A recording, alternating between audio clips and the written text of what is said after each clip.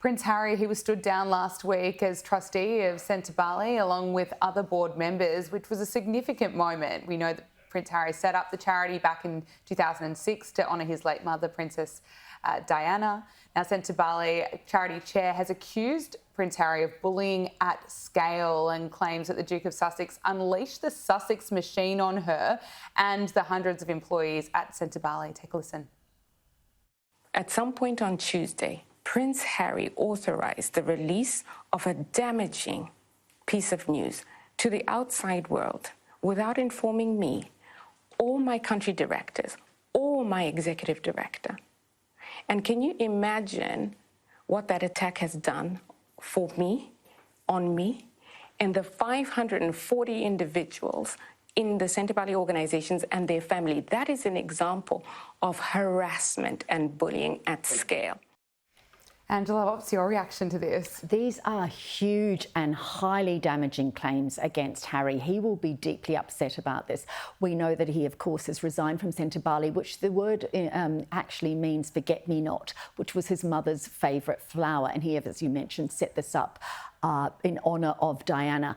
Look, really worrying here is there's lots and lots of allegations about the fact that Harry asked Sophie Chandauku to stand up for Meghan when there was some talk about her ducking under the trophy that he was being presented at the polo. Yes. She's gone into a lot of detail. And certainly what's worrying for the Sussexes is that having made claims of racism and bullying themselves, they are now being accused of the very same thing. So, look, interesting to see how this one will evolve. But at this stage, you have to ask the question, this is so damaging for Harry's brand, the Sussex brand. You know, Meghan's on this stratospheric rise with her work and, you know, her TV show, Netflix show, and her brand As Ever, which I got dropped into my inbox this morning with the first sign of products to come.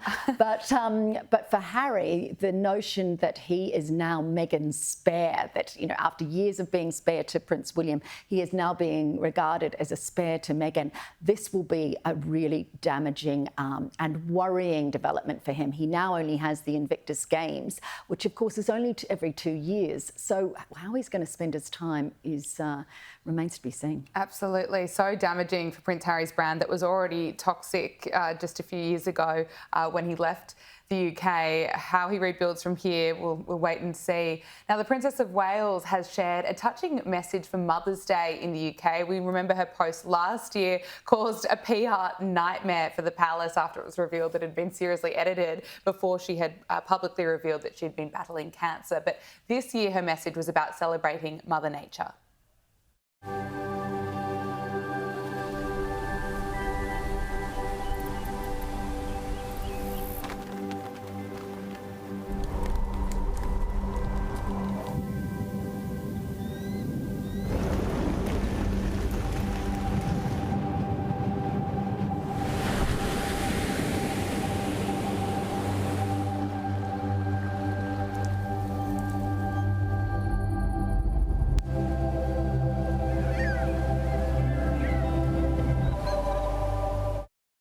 What do you make of the Mother's Day message? I absolutely loved it. In fact, just watching it there again, it just makes you feel so peaceful and meditative. And I think this is really interesting. I think in years to come, decades to come, when Kate becomes Queen, she will look back on 2024, her year of reckoning, and she will take from it the things that she learned during that year. And what she's saying here on Mother's Day is that nature became a sanctuary for her family. As we know, they spent a lot of time at their country house in Norfolk. We also know that Kate and William wanted to move out of Kensington Palace to their very small, for royal standards, house in near Windsor, because they wanted to have a nature-based childhood for their children. They want that to be part of their lives. And I think this will be a theme in many years to come when George reigns and Charlotte and Louis have public lives, that the connection with nature will underpin them. And hopefully sort of walk hand in hand with them as they go through the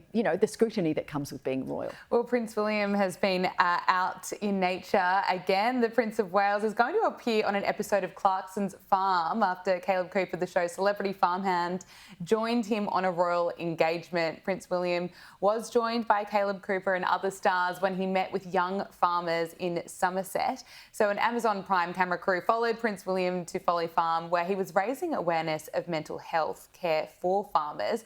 What exactly did he say? What was he opening up about? Oh, I thought this was a great exchange because we're getting more information about the Wales children now. And what he said to Caleb Cooper was, he asked his son, Prince George, who apparently is a fan of the show Clarkson's Farm, he said, oh, what shall I ask Caleb? And apparently Prince George said to his dad, you have to tell him to stop swearing so much. If anyone who's a fan of the show will know that Caleb likes an expletive or 10. And I love this, but I love the fact that William is, he talked about being royal with a small r, that was going to be his manifesto going forward. And this is where he really connects with his public. Look, he can be going to, state events, he could be meeting dignitaries, he can be wearing cloaks and crowns. But the key thing is that he's also connecting with real people. And in this case, the mental health of farmers, which, as we know in Australia, is a huge challenge. Absolutely. Look, moving on from royal news onto some entertainment news, we have to keep talking about Snow White, because Disney's Snow White remake, the box office has suffered a 66% drop in the second weekend of showing. So the film's flop could end up costing Disney millions of dollars. We know that the movie is currently one of the lowest IMDb rated movies of all time, receiving a 1.6 out of 10 rating. It's generated $143 million globally to date, which is well short of the $250 million that Disney has spent producing the film, and that doesn't even include the marketing expenses.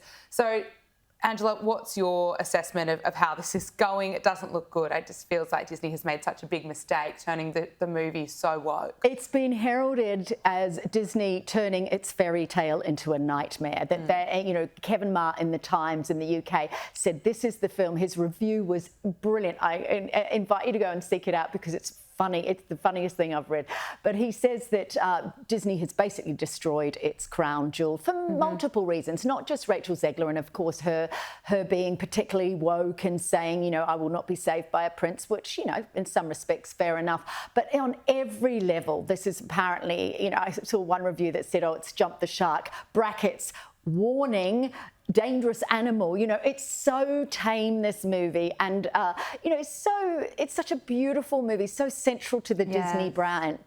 And I thought it was also interesting that the producer's son came out and just basically said, you've ruined, to Rachel Zegler, you've ruined my dad's movie, but not only that, you've really ruined what could have been a brilliant experience for the huge cast and crew that have worked on this movie, and that this is their livelihood. So all very well to speak up about your woke beliefs, but the knock-on effect for real people is enormous. Absolutely. Angela Mollard, thank you so much for joining us. Thanks.